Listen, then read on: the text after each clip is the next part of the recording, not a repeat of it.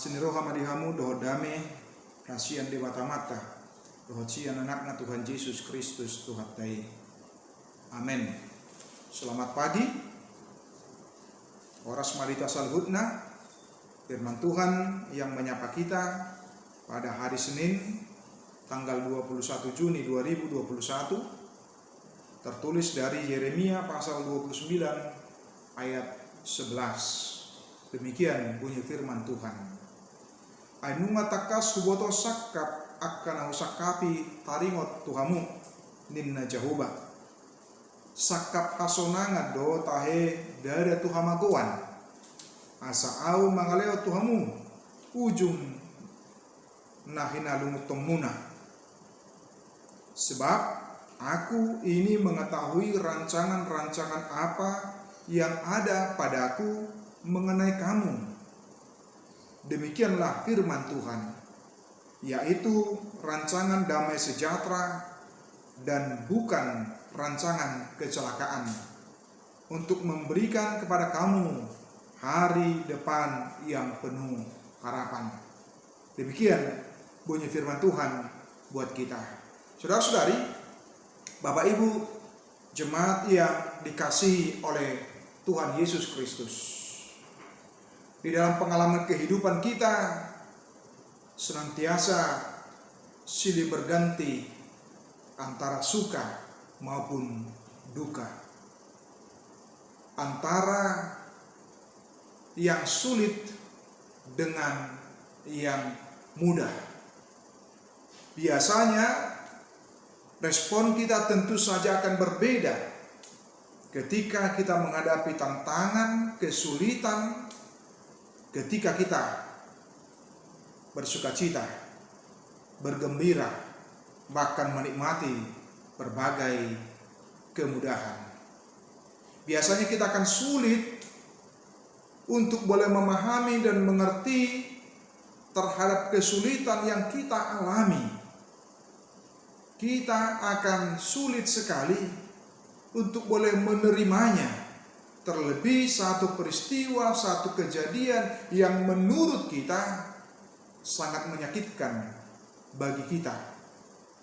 Mungkin kita akan menyalahkan keadaan, menyalahkan orang-orang yang ada di sekitar kita, termasuk di dalamnya menyalahkan Allah. Ketika menurut kita kesulitan itu sepertinya sangat berat sekali kita pikul, dan ketika silih berganti kesulitan itu menghampiri kita di dalam kehidupan kita. Oleh karena itu yang disampaikan oleh Yeremia dalam nats ini, ketika umat itu sedang dalam pembuangan, mereka berpikir bahwa itu adalah merupakan rancangan kecelakaan, ending dari kehidupan bangsa itu atau umat itu, dan itu merupakan kebinasaan. Dari sudut pandang mereka, dari sudut pikiran mereka, sehingga mereka berpikir bahwa tidak ada lagi harapan dan tidak ada lagi kesempatan untuk sebuah perubahan, kebaikan, dan masa depan, harapan yang lebih baik. Oleh karena itulah Yeremia mengingatkan mereka, meskipun mereka harus mengalami pembuangan selama 70 tahun, bahwa itu bukanlah akhir dari segalanya. Meskipun menurut ukuran mereka durasi waktu perbudakan itu adalah merupakan waktu yang sangat panjang dan merupakan pengalaman yang sangat menyakitkan, tetapi Allah memiliki rancangan dan maksud yang berbeda dari apa yang mereka pikirkan, apa yang ada di dalam benak mereka.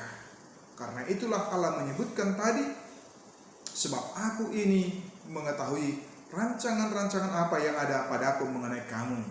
Demikianlah firman Tuhan, yaitu rancangan damai sejahtera dan bukan rancangan kecelakaan. Nah, nats ini seharusnya memberikan semangat, motivasi, demikian juga kita di tengah-tengah kehidupan kita sebagai orang yang percaya, supaya kita tidak apatis. Sesulit dan seberat apapun tantangan yang menghampiri kehidupan kita, kita yakin dan percaya bahwa itu adalah bagian dari cara Allah membentuk kita, membentuk iman kita, membuat kita boleh semakin yakin dan percaya kepada Dia, bahwa Dia senantiasa melakukan campur tangan di tengah-tengah kehidupan kita. Karena itu, mari supaya kita tidak larut hanya melihat tantangan, kesulitan, semata-mata dari tantangan dan kesulitan itu seolah-olah tidak ada lagi jalan keluar, tetapi lihatlah dari sudut pandang Allah. Lihatlah dari sudut pandang yang berbeda. Tentu ada maksud, ada hal yang baik yang boleh kita lihat dari setiap kesulitan, tantangan yang kita alami. Jangan pernah terfokus hanya kepada kesulitan itu, tantangan itu, tetapi tetaplah berfokus kepada Allah yang mampu menolong kita untuk melihat bahwa di setiap kesulitan, tantangan itu selalu ada peluang juga ya. Peluang untuk membentuk kita, menguatkan kita, menolong kita, mendewasakan kita dalam merespon, menyikapi setiap apa yang kita alami dan kita hadapi di tengah-tengah kehidupan kita. Lihatlah, kalau kita membaca Yeremia pasal 29 ayat 7, bahkan disebutkan di tengah-tengah pembuangan itu malah Allah berkata, usahakanlah kesejahteraan kota kemana kamu aku buang, dan berdoalah untuk kota itu kepada Tuhan, sebab kesejahteraannya adalah kesejahteraanmu. Satu sikap proaktif yang diinginkan oleh Allah, bukan larut sibuk hanya melihat sisi negatif dari tantangan itu, tetapi disebutkan supaya mereka mengusahakan kesejahteraan dan mereka berdoa. Artinya bahwa orang yang percaya itu dituntut untuk boleh proaktif, menunjukkan eksistensinya, kehadirannya di tempat itu dengan mengupayakan kesejahteraan, kemajuan, kebaikan bagi kota itu. Mengupayakan kesejahteraan, kemajuan, kebaikan di mana kita tinggal, di mana kita bekerja. Sehingga dengan demikian fokus kita adalah untuk boleh melakukan yang terbaik meskipun di tengah-tengah pembuangan, kesulitan, seperti halnya bangsa Yehuda pada waktu itu yang dibuang ke Babel.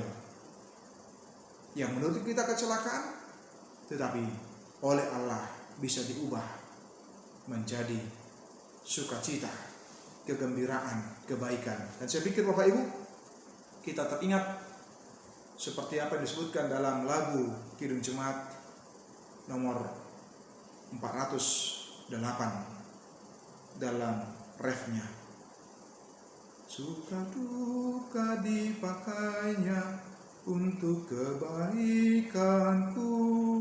Suka duka dipakainya untuk kebaikanku. Allah adalah ahlinya untuk boleh mengubah baik duka juga maupun suka, diubah oleh Allah untuk kebaikan kita. Tuhan Yesus memberkati kita semua. Amin.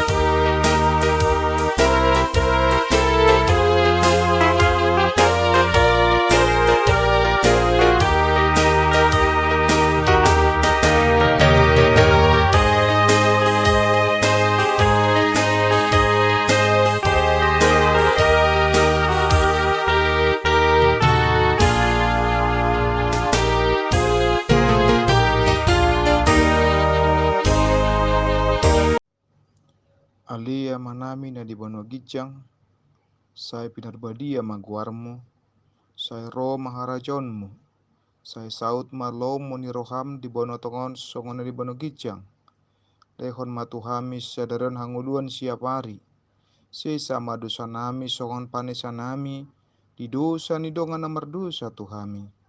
Unak kami togion tu panguncunan, balua mahami sian pangago, ai hodo na punah rajaon, dohot hagugoon, rodia sangapon saliling nililingna. Amin.